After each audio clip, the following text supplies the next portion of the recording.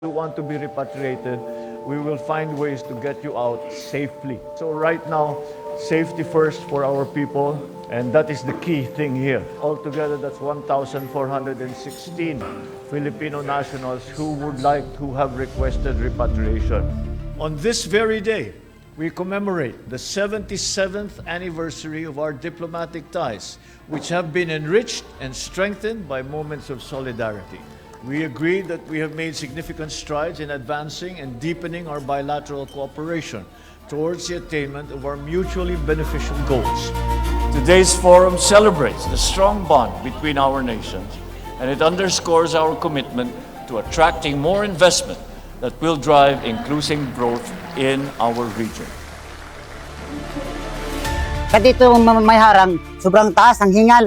Ito siya, mula dun sa baba, limang palapag siya eh. Siyempre, hassle siya kasi sobrang taas po ng bridge natin. As you can see naman. Nakakahingal po talaga, lalo pag may dala ka. That's why the first time that we saw it, nung in-inspection namin, yung MRT, ay sabi ko talagang hindi practical yung kanilang ginawa. Kaya ngayon, ay may pinagbago, naayos natin ito within 4 months. Kaya narito tayo ngayon upang magbigay sa MSMEs at mga kababayang naghahanap ng trabaho ng inspirasyon, suporta at pagkakataon. Thank you so much po sa mga opportunities na katulad ng ganito kasi hindi na po nahihirapan yung mga job seekers na pumunta ng mga offices, hindi na mamamasahe kasi kayo na po yung lumalapit sa amin para makapag-apply kami. This is not the end, no? Tuloy-tuloy to. It's going to go. We are determining where the next one will be.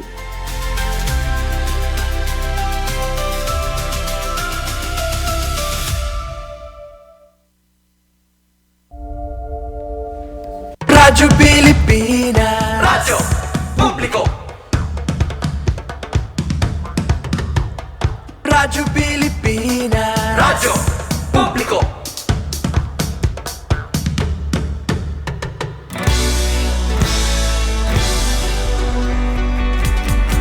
Mahalagang mga balita, napapanahong impormasyon. Kami ang inyong gabay pag may bagyo at sakuna. Serbisyo ng gobyerno kapag may nangangailangan. Mga proyekto ng Pangulo, damang-dama ang pagmamahal niya. Tulay ng mga hinaing, ang problema ng bayan ating lulutasin. Tulay sa himpapawid, tulay ng pagbabago. Radyo Pilipinas, Radyo Publiko. Ng bagong Pilipinas, Radyo Publiko. Radyo Pilipinas, Radyo Publiko. Ng bagong Pilipino. Mga proyekto ng Pangulo, damang-dama ang pagmamahal niya. Radyo Pilipinas, Radyo Publiko. Ang boses ng Pangulo.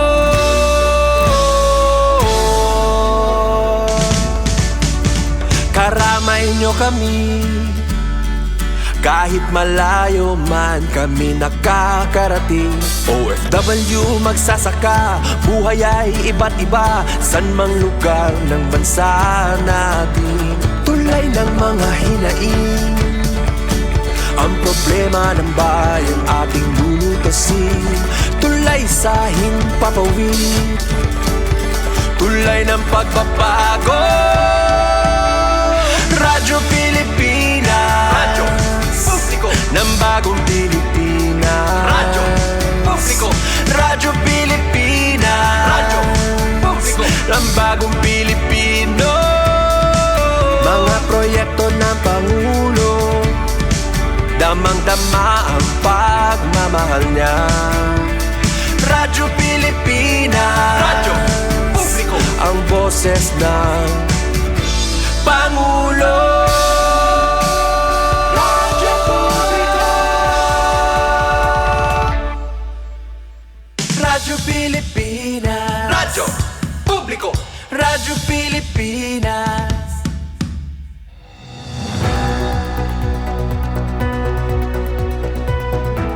balita ngan impormasyon nga angay hibro ang mga isyu nga kinahanglan aksyonan. Ini pagtitirukon nga nagpapahamtang ipinagihan programa Agenda Hautso. Ika ng Philippine Information Agency, Eastern Visayas. Igpapalangat tayo ang mga Agenda Hautso nga napapanahon ngan sadang pagdagdon. Eastern Visayas, Habagong Pilipinas. Ini ang iyo agenda.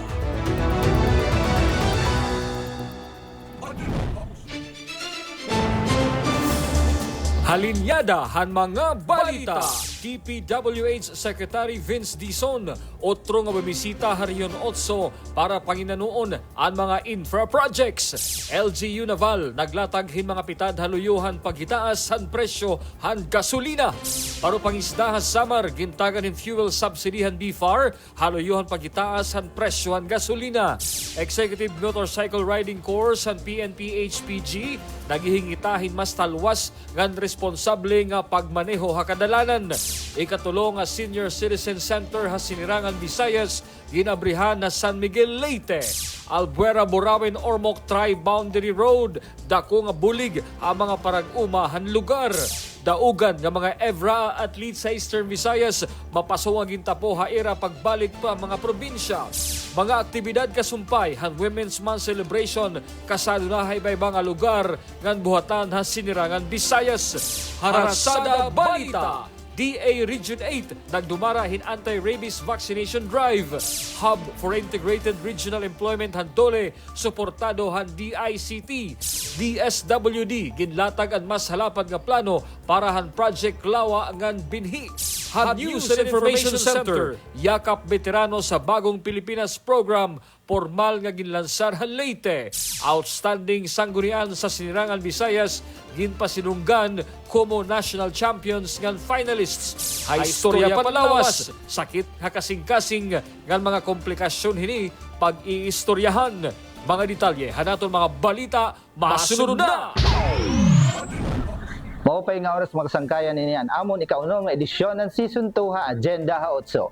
Hinaoton ta na ada kamo ha maupay nakahimtang niya na. Ako Frederico Meres. Nagtitikang na pagbalikan kapaso han panahon han mga naglabay nga simana.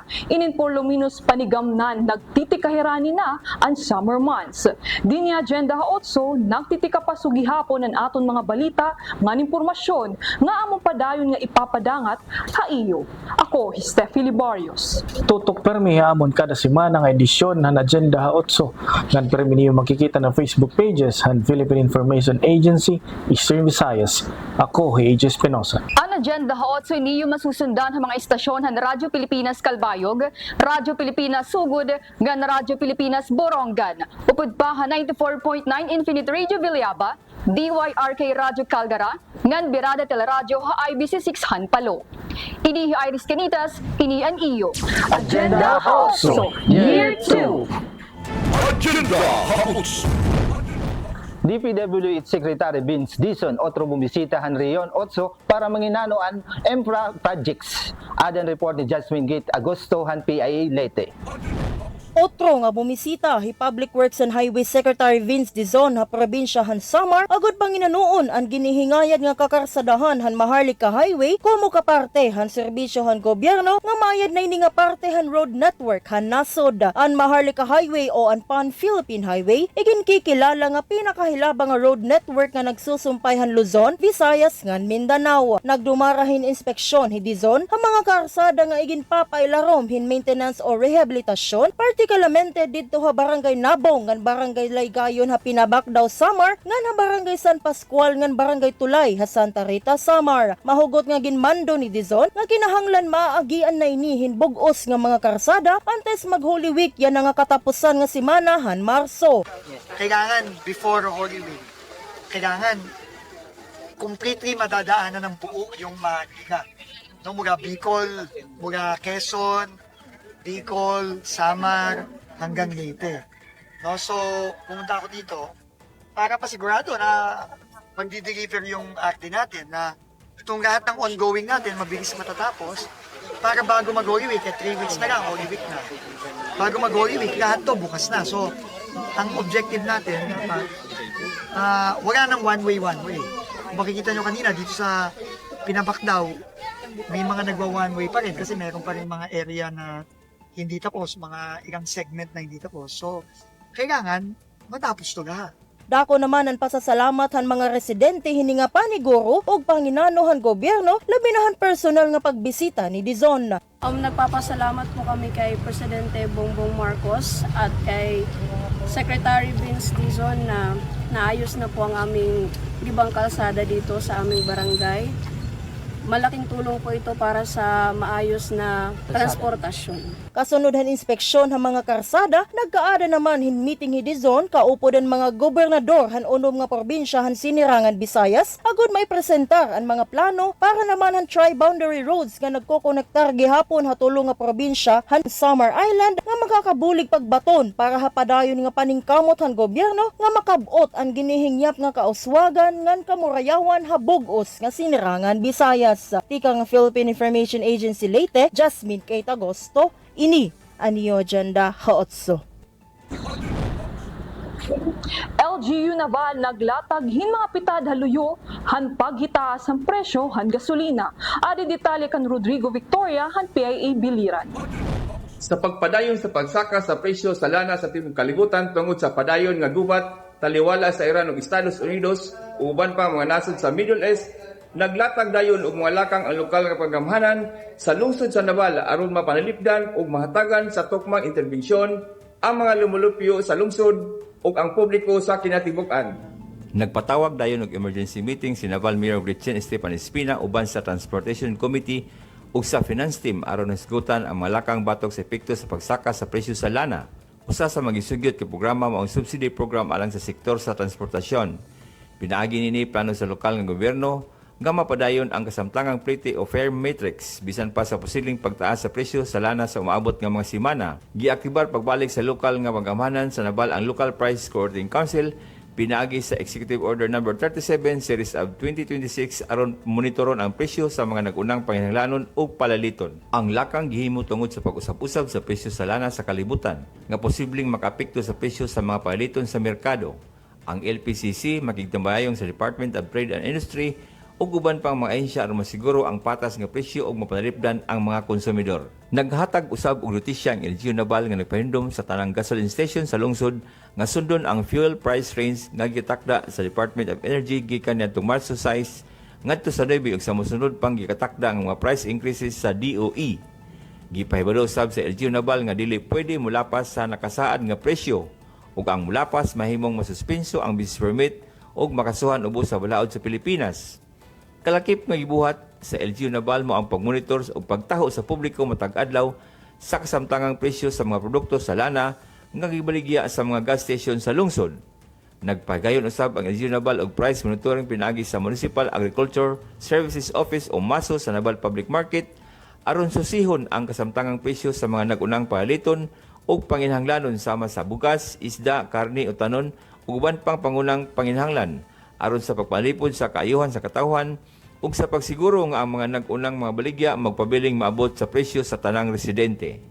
Padayon pagyapon sa pagkakaroon ang lokal nga paggamhanan sa lungsod sa Naval pinaagi sa liderato ni Mayor Gretchen Estepan Espina aron nga mapanalipdan ug mahatagan sa tukma nga aksyon ug interbensyon ang mga lumulupyo sa lungsod ug ang publiko sa kinatibuk-an dala sa epekto sa pagsaka sa presyo sa lana.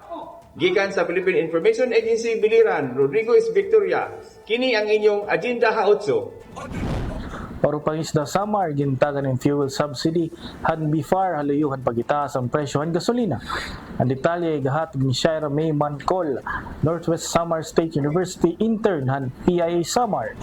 Kindistribuerhan Bureau of Fisheries and Aquatic Resources o BFAR, pinaagihan Samar Provincial Fisheries Office ang fuel subsidy cards nga tuwa sa 115 nga parupangisda, tikang hanapulong nga bungtuhan Samar, hagin buhat nga aktibidad sa Provincial Gym Hakat Balogan City, hadto ni kasiyam han Marso tuig 2026. Ang kada beneficiary nakakarawat hin fuel card nga nagkakantidad hin 3,000 pesos nga pwede nila gamiton ang pagpalitin gasolina o diesel para han ira mga motorized fishing boats. Intuyuhan programa nga buligan ng mga parupangisda hapag atubang han pagsakahan presyo han krudo nga usahan pinakadako nga gasto sa municipal fishing operations. Kaya nagkaroon ng ganitong programa para matulungan natin yung mga fisher folk natin na hindi mahirapan na maka-adjust doon sa presyo ng fuel at kahit papano ay matulungan sila, 'di ba, na masustain nila yung fishing operation nila. Tumambong liwat ha aktibidad ang mga opisyalhan lokal nga panggobyernohan ng Samar nga nagpapahayagin suporta ha programa para ha sektoran pangisdaan. Hiniyan na, nagpapasalamat gud kita, labi na BFAR,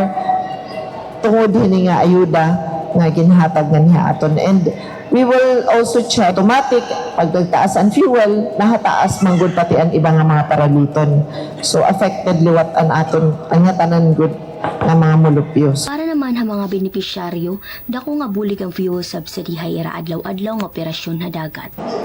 Malaking tulong nito sa amin yung fuel subsidy.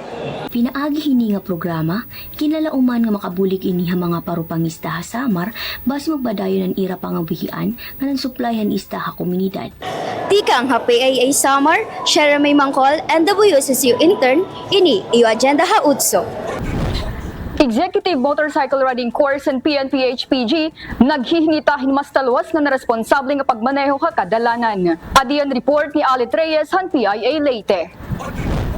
Hautro nga pag-abrihan Executive Motorcycle Riding Course din nga Sinarangan, Visayas, pinaagin Highway Patrol Group and Philippine National Police, ginpanawagan hini kaupudan iba pa nga mga road safety advocates ang kaimportantehan pagkamayada motorcycle riding skills ngan kamaaram han mga patakaran agon maging talwas sa pagmaneho ha kakalsadahan. Iniyan haluyuhan itaas ang ihapin mga insidente in disgrasya kadalanan habugos nga Pilipinas. Sa Malacan Lady Board Member Carlo Reto, usahan mga nataganin Senior Master Rider Badge, Romhan EMCRC nga dako ang bulig hini nga kurso hapaghatag hin disiplina, awareness ng motorcycle riding safety. I'm just so happy na mas damot na interest nga mag-safety. Di rin pwede nga, sige lang kita reklamo, sige lang kita ringasa para ma-safety natin kadalanan. No? Kinahanglan din yung effort on our part personally and as a community as a province. Ang bago nga hugpo nga magpapailarom han EMCRC ha Region 8, ingin ko kumpuniran hin 114 nga mga partisipante. Lakip dinhi ang 30 nga PNP personnel, tulo tikang ha Bureau of Jail Management and Penology, usa tika nga Philippine Army, ngan 80 nga civilian riders. Hirain magpapailarom hin 16 dias sin specialized nga paghag-aid ha Catbalogan City ha Samar nga napalo Leyte kumo mga training venues. Sumala naman kan Police Brigadier General Hansel Marantan, Director han PNP HPG, nga mahitungod maurog nga road accidents in pinaagihan mga motorsiklo. Irainik indadara nga kurso ha magkalain-lain nga dapit na Pilipinas para han paghag-aid partikular ha paghatag in VIP security, escort duties ngan ha pagmaniobrahan trapiko. Hindi na pwedeng kung sino-sino lang ang maglalabas ng motorsiklo. Kasi ngayon, pag may pera ka, may pangdam ka, pwede ka maglabas motorsiklo. Diyan pumasok yung madami-daming napakaraming motorcycle accidents because of those very, very easy sa paglabas ng motorsiklo. This time, apparently, when it becomes nothing to do by that time, hindi ka pwedeng maglabas. Kailangan meron kang certification from the Motorcycle Riding Academy, and that Motorcycle Riding Academy must be accredited by the Highway Patrol Group. Tika Philippine Information Agency Leyte ni Alit Reyes in an EU Agenda ha 8. Ikatulo na Senior Citizen Center sa Sinarangan, Visayas, ginabrihan na sa San Miguel, Leyte. Adan report ni Sol Alarcon ng PI Eastern Visayas. Pormal ginlansar ang National Commission for Senior Citizens ang ikatulong nga Senior Citizen Community Care Center habung tuhan San Miguel, Leyte. Ininay magsoy pidaagi ha pagigsumpay na lokal nga panggobyernuhan ng San Miguel ha pamumuno ni Mayor Norman D. Sabdao nga ng tingog party list. Sumalakan NCSC Commissioner Eriquita Rodeles, kaangayan lang nga igselebrar iniyan nahiton mga senior citizens mahitungod nga magkakamayada na hirin venue hin pagkakaurus sa pagguruhimang raw ngan mapapaangbit paniraan ira mahibaro nga dayton komunidad. Today is ended worth celebrating. This occasion signifies that the voices of the senior citizens of San Miguel, Leyte are being heard. Their welfare given importance and their contribution genuinely valued. Nagpapasalamat naman ang mga senior citizens hiniyanagin buhatan NCSC, ang Senior Citizen Community Care Center sa San Miguel in ikatulo din nga aton rehiyon. Ang duha inamumuta nga Ormoc City ngem Dolores, Eastern Samar. Tika nga PIE Eastern Visayas, Sol Alarcon, ini ang iyo agenda ha 8. Albuera, Burawin, Ormoc, Tri-Boundary Road, dako nga bulig ang mga parag-uma han lugar. Adin balik ki Alit Reyes han PIA Leyte para han report.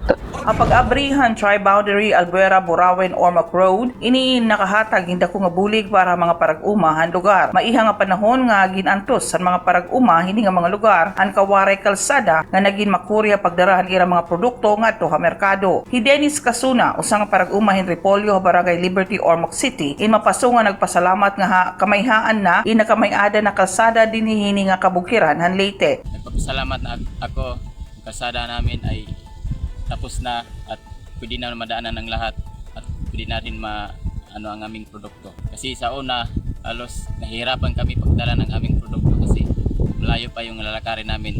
Oras ay maabot ng 1 at kalahating oras sa lakad para mapunta lang sa kalsada. So ngayon, mabilis na dahil sa tulong ng gobyerno.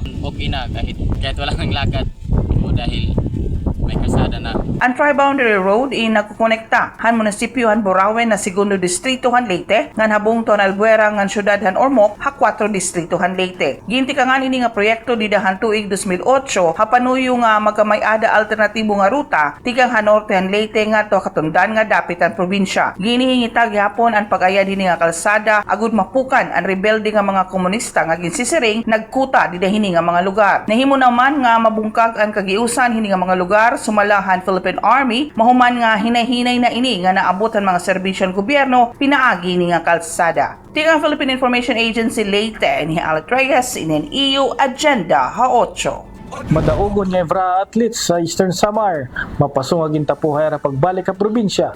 Adin report ni Jing Lira, han PIA Eastern Samar. Punong Garbo, dungog handa ko nga kalipay nga binalik ha iratag sa tagsa nga balwarte ang mga delegasyon sa Eastern Samar Division ngan Borongan City Division katapos ang ira makasaysayan nga partisipasyon ha Eastern Visayas Regional Athletic Association o EVRA AMI 2026 nga gimbuhat ha Baybay City niyan han Marso 1 hangtod 7, 2026. Ang duha nga dibisyon tikang hasinirangan nga dapit han isla nagpakita hintalagsahon nga kaisog ngan abilidad ha magkaduro dilain nga paugnat ha kusog. Tungod han ira halaba nga preparasyon, dako an igin orosahan ira mga ranggo ha bug-os nga rehiyon.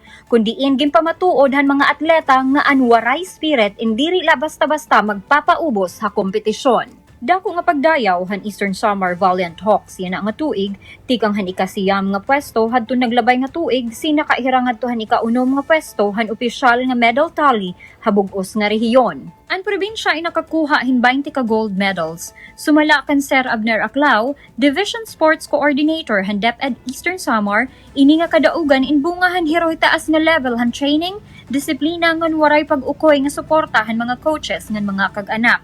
Ini nga pag-uro sa haranggo ay nagpakita ang Eastern Samar in usa na yana nga powerhouse sa sports hasinirangan Visayas.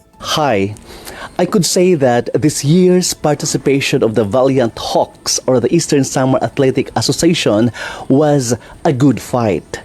Compared to last year's na we were ranked 9, ngayong taon we soared higher, or 3 steps from rank 9 to rank 6. From last year's 13 number of gold medals to this year's 20 na gold medals. I could attribute our success to the strong support of our stakeholders. Unang-una na dyan ang ating mahal na gobernador, Honorable Ralph Vincent Ivardoni. Maraming salamat po sa suporta, Gov. RV, from Congressman Sheen, Congressman Nonoy, at sa lahat po ng ating mga local chief executives at iba pang mga stakeholders. Thank you. Nag-start po kami from the school meets, unit meets, and then provincial meet. Yan po, nagkaroon kami ng magandang selection ng ating mga athletes, and then we had almost 15 days na concentration training. As in concentration po doon sa bayan ng Balangkayan. Our host for this year's provincial meet. And from there, lumaban na tayo sang bakbakan doon sa Baybay City. Ngayon na meron na po kaming gold qualifiers for the Palarong Pambansa, we will start again our rigid training. And the concentration will start on May 9 po. Dire-diretso na yan for the Palarong Pambansa. So I would like to say thank you sa ating pong mga coaches, assistant coaches, chaperones sa TWG. Thank you so much po sa suporta from the start, from the school meet to concentration training, provincial meet up to the IVRA meet. Waray liwat magpaorhi ang Golden Sunrise Warriors ng Borongan City Division. Kaira pakig-atubang ha pinakamakarit nga mga atleta harihiyon. Nagtapos sira nga may ada 19 nga medalya. Gimpamatudan han syudad ang irahusay ha martial arts, partikularmente ha pamsay, kundiin nakuha ni Jaden Hatulan ngan Alexandra Biato ang bulawan nga medalya. Sugad han Eastern Samar, sinakagihapon hinduha ka pwesto nga masitaas ang Borongan City, kumparahan ira nakuha nga ranggo hadto naglabay nga tuig.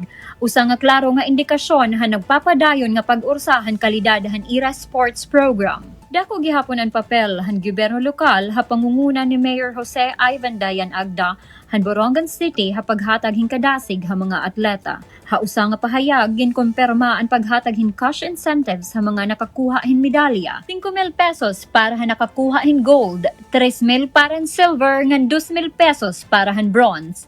Para naman ha team events, makakakuha ang grupo hin 10,000 pesos samtang ang mga coaches nga nagiyahan mga atleta in makakakarawat gihapon hintag 2,000 pesos nga insentibo kung mapagkilala han ira mga sakripisyo. Ang IVRA Meet 2026 ay nagserbi nga qualifying round para han mga atleta nga marepresentar ha bandera han Region 8 hatidaraon nga Palarong Pambansa 2026 nga pagdudumaraon ha Agusan del Sur. Damo nga mga atleta tikang ha Eastern Samar ngan Borongan City ang magpapakita han ira mga abilidad ha nasyonal nga entablado. Samtang gimpapahalipayan ang mga nangunay yan nga tuig, nakapokus na gihapon ang atensyon han mga dibisyon para han mas makusog nga preparasyon para ha EVRA 2027. Ang masunod nga tuig in pagdudumarao na ha mas harani nga lugar. Ha mga syudad han Kalbayog ngan Katbalogan kundi ginlalauman ang mas dako pa nga delegasyon ngan mas damo nga medalya para han mga taga-sinirangan. Ang kadaugan han Eastern Samar ngan Borongan City ha EVRA 2026 indiri la usa nga listahan hin medalya kundi usa nga pruweba han pagkaurusa ngan kaisog han mga istihanon ha atubangan hin dako nga ayat. Tikang ha PIA Eastern Samar, Jing Lira ini ang iyo agenda ha 8. Mga aktibidad kasumpayan Women's Month celebration kasado na sa iba-ibang lugar han buhatan han sinirangan Visayas. Adiyan report tikang kanbong pedalino han PIA Southern Leyte ngan tikang habipsungon SO interns san PIA Leyte. Nahanay na ang kutay sa mga buluhaton alang sa pagtimaan sa Women's Month karong bulana sa Marso dinhi sa Dakbayan sa Maasin. Magsugod sa Marso 11 dunay tree planting adto sa Danao Forest Park. Dayon na ay Santos nga misa sa Cathedral. Si Jade Bestudio, City Social Welfare Officer, mibutyag diha sa kapihan sa PIA. Doon ay free legal, medical, dental services, ingon man cervical cancer test inig ka Marso 12 ug 13. Ang sa 12 ana sa Barangay Asuncion, ang pitsa 13 sa Barangay Manhilo. Issues na makatubag ang mga lawyers, so naa ang atong Integrated Bar of the Philippines Southern Leyte Chapter na muhatag og free legal consultations. Pwede mo walk-in lang dayon? Yes, pwede ra gyud na si Sir Bong. Karong March 12 adto ang venue sa Barangay Asuncion Covered Court, and then March 13 adto sa Barangay Manhilo. So aside ni anang free legal services, naapod tay free nga medical services, medical consultation. At the same time, dental, kaning, ibot. Extraction. Oh, yes, extraction. O kaning, gipanikabutan sa atong City Health Unit na makakandakta o cervical cancer test. So, ang giingon sa atong City Health Unit na mas maadyo or maximum siguro ang 20 kabuok na makatest o cervical cancer test, 20 kabuok sa Manhilo o 20 kabuok sa Asuncion. Dugang pa, Marso 16 ngadto sa 20, Doon ay mga dulang volleyball o basketball. Samtang sa Pizza 23, Beauty and Wellness Services alang sa mga City Hall female employees. Inig Marso 26, doon ay orientation on Safe Spaces Act sa mga batang tinunan sa Rosa Espina Iñiguez Memorial School Conrims sa Barangay Tagnipa o pagka-Marso 27, mauna ang culmination activity. Sa Samang Kapihan Forum, gibutyag ni Police Master Sergeant Leah Radores in charge sa Women and Children's Desk sa Masin City Police Station ang may tungod sa kahimtang sa violence against women and children kung vausi sa Dakbayan. Sa year 2024, ang purity nga 9262 days na atay 14. Ang pinakataas nga is ang psychological, which is kanang age, na pwedeng atras anak, tulo na siguro ito ka buo. The rest anak is no 5 ito siya. So 14 to no, sa 2025, 2024 mo. Sa 2025, 8 na naman ta. Oh, learning na. Itong kababaihan karon, powered na. Oh, ito na mo, tanaw nga, di na ni, red flag na ni. Kasi ginarabag pangumpan niya ang pulis, pangdokdok punta, sige tagilak-ilak dito. So the same na gihapon, taas gihapon sa psychological, which is 5. Sa A, 5. Kaya sa A, puro nagajulat ng 5 ang kaso. Gikan sa PIA Southern Leyte, Bong Pidalino alang sa Agenda Ha-Utso. Hapag sa linurog ang National Women's Month yan nga Marso, utro nga gintatagan hin pasidungog an kusog, kapasidad yan importansya han papelan kababayinan, hapag hurmangan pagpadukwag han sosyedad. Haloyohan padayon nga pakigbisog para han gender equality, gender equity, ngan women empowerment hanasod. Parahan iba nga kababayin anya na nga moderno nga panahon, hirayon an ira nakabot tikang han panahon nga limitado la an ira papela sosyedad. Hapag dumarahan Women's Walk han City Government han Tacloban hapag tikang han National Women's Month, ini nga aktibidad inagsisimbolohan padayon nga paglakaton han mga kababayinan, tikadtuhan hulos nga women empowerment, gender equality, ngan gender equity. Ang walk na symbolize siya nga ito na aton journey towards women empowerment, towards gender equality, inclusive governance. Step ito niya, journey. Naglalakat kita nga, dapat let us work hand in hand. Kita nga tanan, puro play, ito naton journey towards ma-achieve naton na naton goal, naton program. Ginaaghat naman ang katawhan nga bumulig ang suportahan ang magkalain-lain nga aktibidad ng opisina para yan ang a Women's Month. Panuyo mapakurukusog ang papelan kababayinan na pag-uswag a komunidad. Tika nga Philippine Information Agency Leyte, inihi Denros Pineda, Bipsu Intern, ini ang iyo Agenda Ha-8. Nakiusahan Philippine Information Agency Leyte hagin dumara nga Women's Walk ha syudad han Tacloban, hapag hatagin suporta kumo tagapagpasamuak han advokasya han women empowerment, gender equality ngan gender equity. Ginorganisar han City Population Office han Tacloban ang Women's Walk, insyahan nga aktibidad han pag-abri han Women's Month, yana nga bulan han Marso. Sumalakan PIA Regional Head Rian Arento nga mas ginpapahilapad pahini ang papel kumo tagapagpasamuak han mga kontribusyon han mga kababayenan, sugad man ang mga pitad para hapagduso han mga katungod hingi. Ang media dako ang papel naging kakaptan para mag-create ng public awareness. Dako gihapon ang responsibility ni para magkamay-adahin masaluag nga pag-intindihan gender equality ngan ma-promote ang mga katungod han atong mga kababayenan. Ini nga suportahan PIA inupod ha mga inisyatibo nga nanunuyo pag-abrihin mas damo nga oportunidad ngan inklusibo nga pag-uswag han kababayenan. For gender equality and inclusive society. Happy National Women's Month. Ika nga Philippine Information Agency Leyte, ini hi Christine Orale, isu intern, ini ang iyo Agenda Ha-8.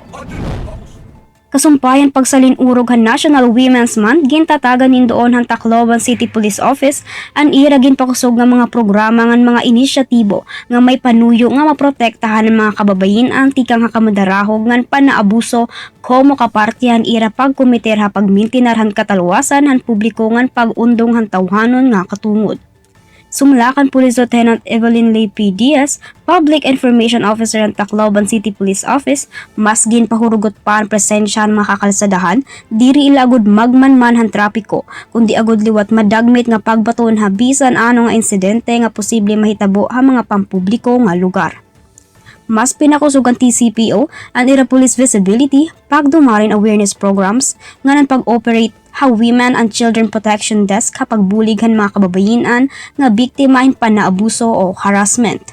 Let us help each other po in maintaining the peace and order of Tacloban, kaya waray man iba ini nga magbe-benefit kung mahinyang ang peaceful itatong lugar, kundi kita lagi hapon nga anhin. Suportado han TCPO ang pagsalinurog han Women's Month upudan paghinumdom ha publiko. Labinan mga kababayinan ngan kabataan nga dayon nga igsumat an anuman nga pormahin pag-aabuso o anuman nga supak kabalaod agod mataganhin kaangayan ngan bulig, aksyon ngan proteksyon. Tikang ha Philippine Information Agency Leyte. Ini Hilara Porteza, isu intern inin iyo, Agenda ha 8. Atong natsada balita yan na. DA Region 8 nagdumarahin anti-rabies vaccination drive.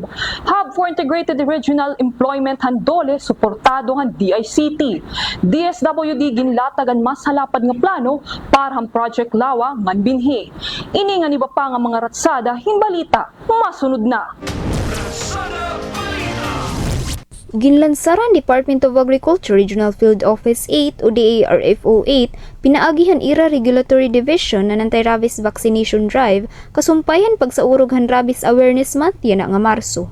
Panuyo hining aktibidad nga maprotektahan ang malaga nga hayop ngan malikyan ang pagkalat han rabies sa komunidad. Nauna nang ginpatuman ang libre nga bagbakuna kontra rabies didahan una nga simanahan Marso ngan pagsusugdan pa yan nga Marso 16 to 18 habuhatan ng DARFO 8. Ginaaghatan ahensya ang mga pet owners nga darunan ira mga ayam ngan misay basi magpabakuna. Padayon ang kampanyahan DA ha responsable nga pag-ataman han mga alagang hayop ngan mapanalipdan ang komunidad kontra rabies. Tikang ha Philippine Information Agency Leyte para haratsada balita inihi Krisha mga poro, Bipsu intern ini an iyo, Agenda ha 8. Nagkahiusahin puwersa ang Department of Labor and Employment ng Department of Information and Communications Technology kapag lansarhan Hub for Integrated Regional Employment o HIRE platform. Ang HIRE inusa nga inisyatibohan dole nga nagtutuloyhan mga oportunidad hin panrabahoan tikang ha job placement offices ngadto ha mga Public Employment Services Office han mga munisipyo. Iniin mas magiging episyente, pinaagihan paghimo han DICT nga iniin maging Unified Digital Employment Hub, kundi in pwede nga makabiling hin trabaho at doon mga namimiling hin pang-empleyo. Ginsiguro gihapon ng DICT nga taluwas ngan may seguridad hini nga sistema ang impormasyon nga igahatag han mga nag-apply para hin panarabahoan. Tikang Philippine Information Agency para haratsada balita ini Lyra Delina isu intern han PIA Leyte ini an iyo Agenda ha 8. Ginhan ay ang Department of Social Welfare and Development Region 8 ang ginpahurhalapad nga plano para han Project Lawa o Local Adaptation to Water Access yan binhi o breaking insufficient through nutritious harvest for the impoverished. Maabot na 200 nga program implementer ngan stakeholders ang nagtambong hagin dumara National Strategic Planning dinhi sa syudad ng Tacloban. Iginlinyahan DSWD ang mga regional plans nga nauyon ha plano nasyonal agud mas maging marig-on ang implementasyon hini ha lokal. Ang Project Lawa in inisyatibo nga nagpapakusoghan food and water security haluyohan nagbabag-o nga klima pinaagihin paghimuhin mga water reservoir ha mga barangay iralumhin cash for work nga sistema. Ang project binhi naman amo ang pag-establisarin mga community garden nga sadang masustenerhan panginahanglanhan masustansya nga pagkaon para han komunidad. Tikang ha Philippine Information Agency Leyte para haratsada balita ini Maria Elene Herbacio, Bipso intern ini an iyo. Agenda ha 8. Ginsisiguro ang Office of the Senior Citizens Affairs sa Tacloban nga ang discount booklets para ni ira miyembro hindi rin nagdadarahin nga ran ng hinuman nga politiko. Iniin pagsunodhan na anti-EPAL policy nga ginpatuman ng DILG base masiguro nga ang mga programa nga ang proyektohan gobyerno para godo katawhan nga diri para personal nga pagpromotehan mga politiko. Relate nga ang programahan o strategy ng Tacloban under Public Act 994 is being supervised by the Office of the Senior Citizens Affairs of Tacloban City. Ang among programa basic pinitulidad issuance of booklets for ang mga booklet para ang senior citizens, amo ang grocery nga movie booklet. Pinaagi ang grocery booklet, makakakarawat rin 5% discount na pagpalitin groceries, samtang ang movie booklet naman nagahatagin libre nga pagkulawasinihan, kada Lunes alas 11 aga Robinsons Marasbaras, ngan Robinsons North Abukay, Tacloban City. Tika nga Philippine Information Agency Leyte, para haratsada balita, inihi Maria Rica Montaliana, isu intern, ini an iyo, Agenda Hautso. Ginpanginanuhan Provincial Project Monitoring Committee ang Leyte and Rehabilitation and Improvement on Road Junction tika nga National Road ngadto Busay Falls Entrance ha Barangay Busay ha Babatngon. Ini nga aktibidad din kapartihan regular nga pagbantayan Local Project Monitoring Committee para masiguro nga ang proyekto nga ginpopunduhan ng gobyerno in mapaytuman subayan mga ginaprobaran nga mga plano. Kaapian ginlumara nga inspeksyon ni LPMC Chairperson nga alang-alang Mayor Lovely Ann U. Castro nga Engineer Raymond A. Asaldo hande Leyte. Ini nga aktibidad inagsisiguro nga hapsay, kompleto nga subay ha plano ang pagpatuman ng proyekto nga ginpupunduhan ng gobyerno. Tika nga Philippine Information Agency Leyte para haratsada balita. Ini Maria Cristel Reposar, Dipso Intern. Ini an iyo Agenda Hautso. News and Information Center. Yakap veterano sa Bagong Pilipinas program, formal na ginlansar ha Leyte. Outstanding sanggunian sa Sinirangan Visayas, ginpasidunggan kumo national champions and finalists. Tikang News and Information Center, paadi hindi lupidohan PIA Eastern Visayas. News and Information Center.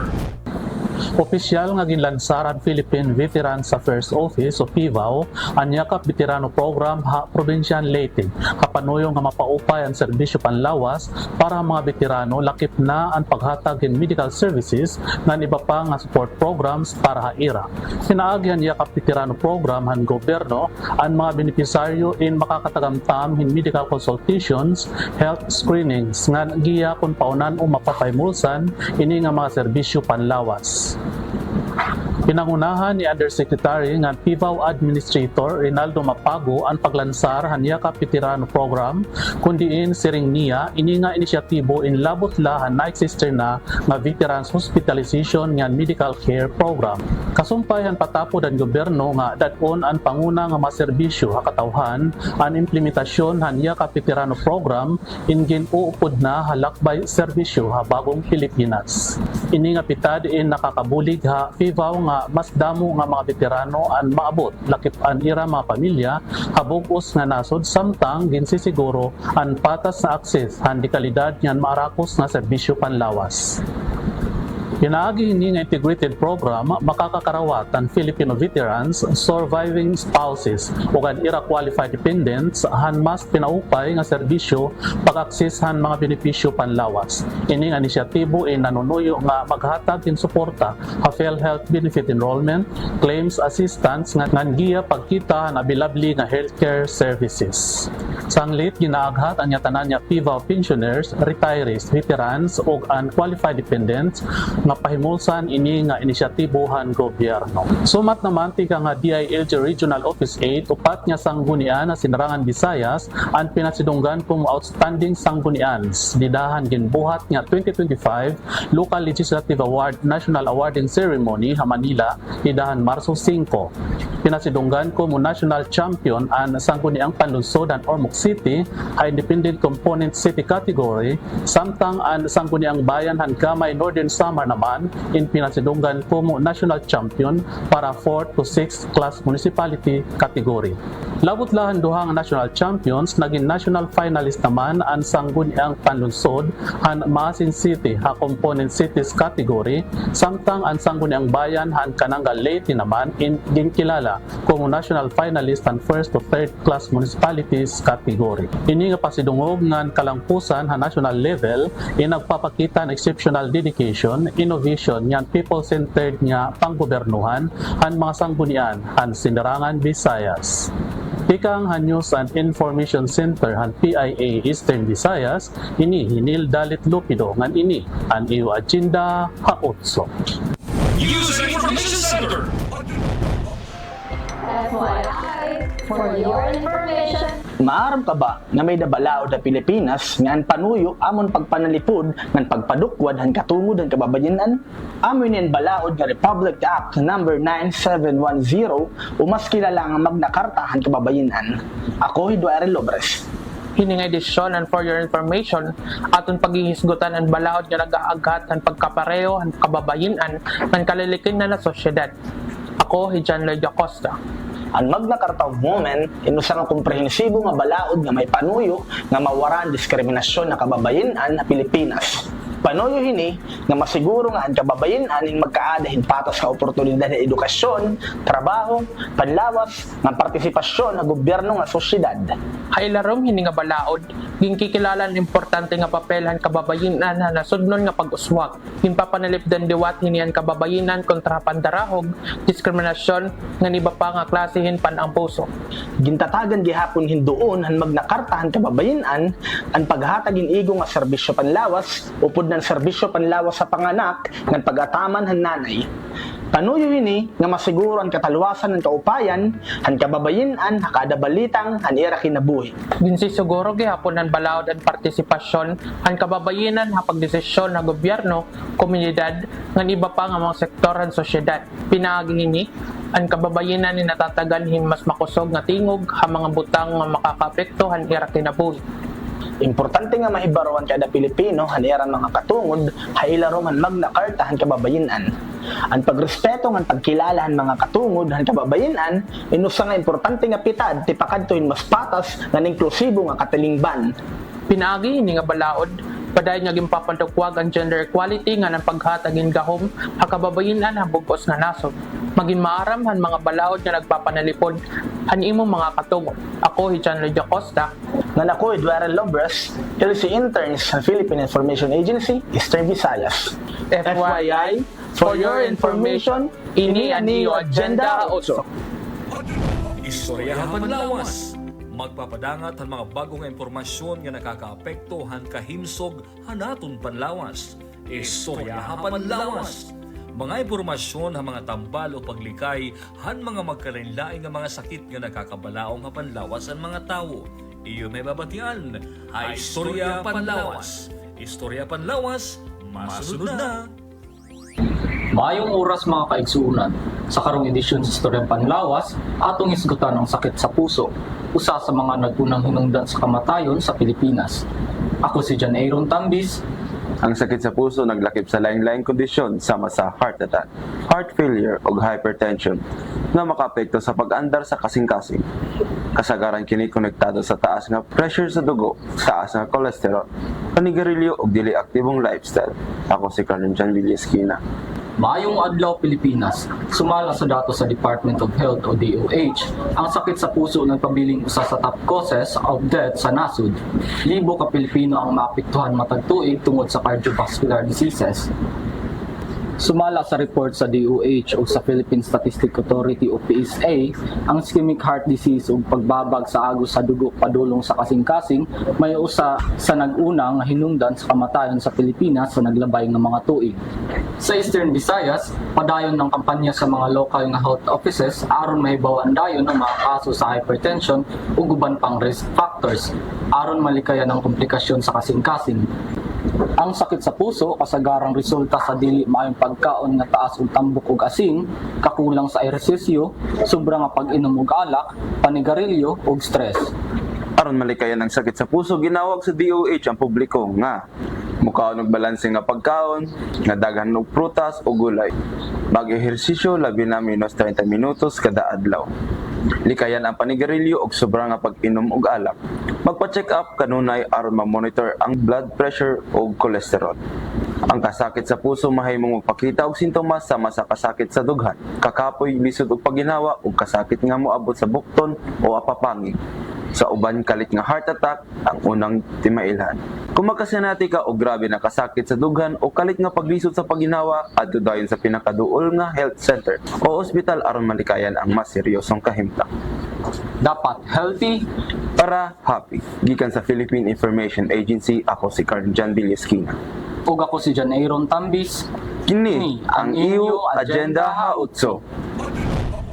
Chika, Torreya, nga iba pa din nga agenda otso. Maupay nga adlaw mga katseka, mayada na naman ako dara nga tseka nga iyo ikakaliaw ngan magdadarahin kalipay ha iyo adlaw. Ayaw kalimti, ako ang iyo katseka, Rod Bryan, o kilala nga Miss B.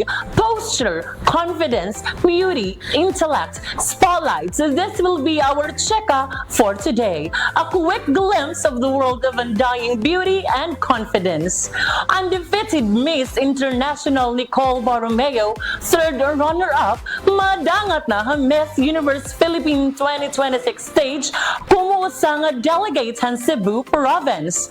I didn't force anything. I think that's what it was. I felt like everything just fell into place. I feel like the right team came my way. I feel like the right people came my way. Amoy niya nag-inkahar kan Miss Nicole Borromeo para bumalik sa pageantry. Hausang ang interview ni Luis Porteles kan Nicole, aminado naman ni Nicole Borromeo nga dili la puros pahusay o pa-sexy o pagkakamayada in advocacy project. Kailangan liwatan effort, oras, ngan kusog, ngan dapat napapalibutan kahin mga tao nga na sumuporta ha imohan imo journey. Madamo man ang nayakan nga diri na angay ang sweet personality ni Nicole Borromeo para ha Miss Universe Philippines 2026 ngan madamo man ang challenges waray naman ini pagin kausa para umunda nga iya pageant journey. Iyaigin pakita nga kaya niya nga deserve niya ang Miss Universe Philippines 2026. Purpose is something bigger than yourself. You're really forced to stop limiting yourself with like all the negative self-talk because you have no option. You need to be better because you have people believing in you. And I love that idea because you're getting out of your head. You're not thinking about the doubt. You're thinking about, okay, how can I be better? How can I be better? You become like a problem solver and you show up even when you're scared. You don't let the fear define you. You're more anchored into faith, and your focus is like you're like a horse with blinders on. You know, like you just focus on the goal, the goal, the goal. And if the goal is experience, then you're always gonna win. Dako liwat kan Nicole pasasalamat ang mga tao nga nagsusuporta ha iya para pagbalik ha pageant yan nga tuig. Gintaga naman niya hindoon nga haluyohan niya sweet personality.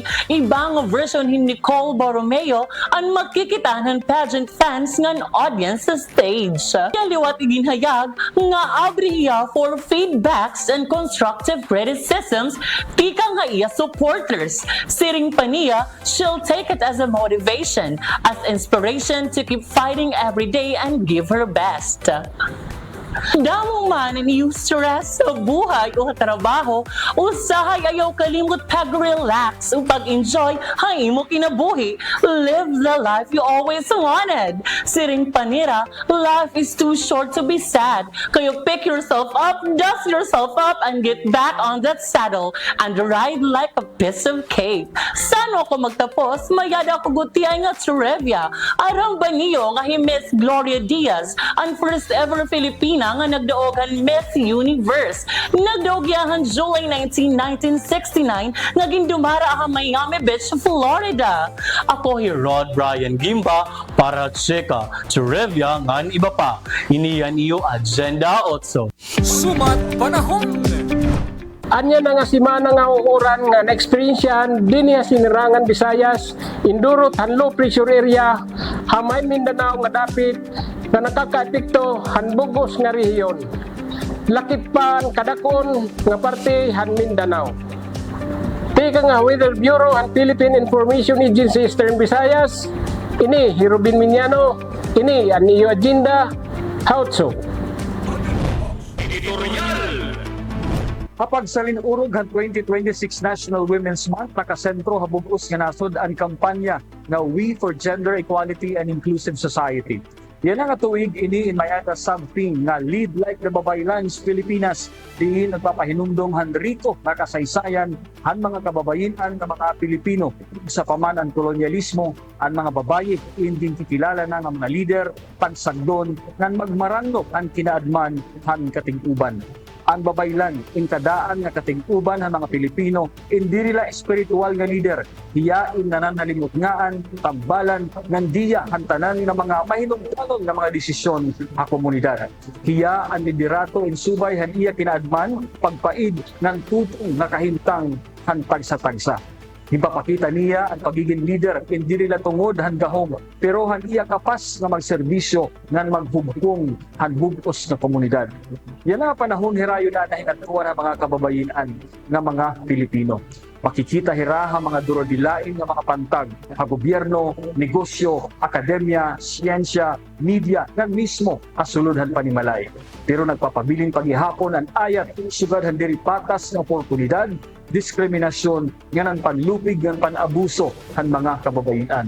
Ini ang rason kung kaya nga padayon ang pag-undong ng gender equality nga ng sosyedad nga tinuod nga inklusibo. Ang panawagan na Lead Like the Babaylan's Pilipinas, inlabaw pa ang pagpahinumdom han kasaysayan, iniin pag-agda ang mga kababayan nga gahuson nga nirakapas nga manguna ha anuman nga pantag, ha pamilya, ha komunidad, maging habugos nga nason.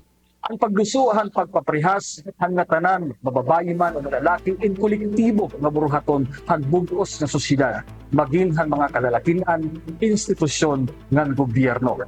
And We for Gender Equality and Inclusive Society, in malinaw ang mensahe, ang pagbukwaghan nasod, in nakasandig na pagkilala, ang pagpakusoghan papel, naging kakaptan han mga kababayinan.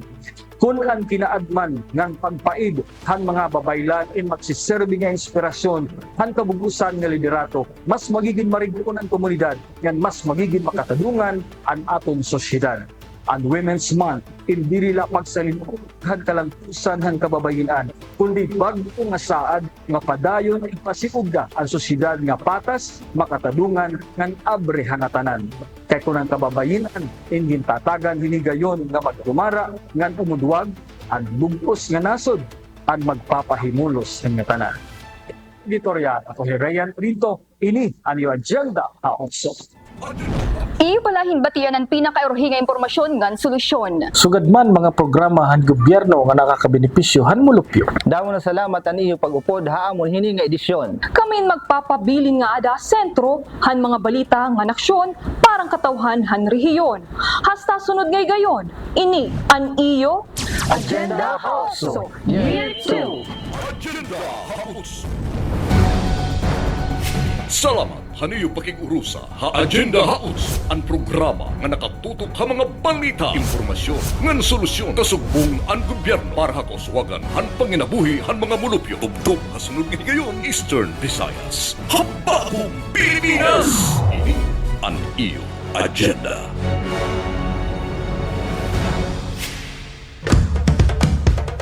Ito ang Presidential Broadcast Service. Radyo Pilipinas.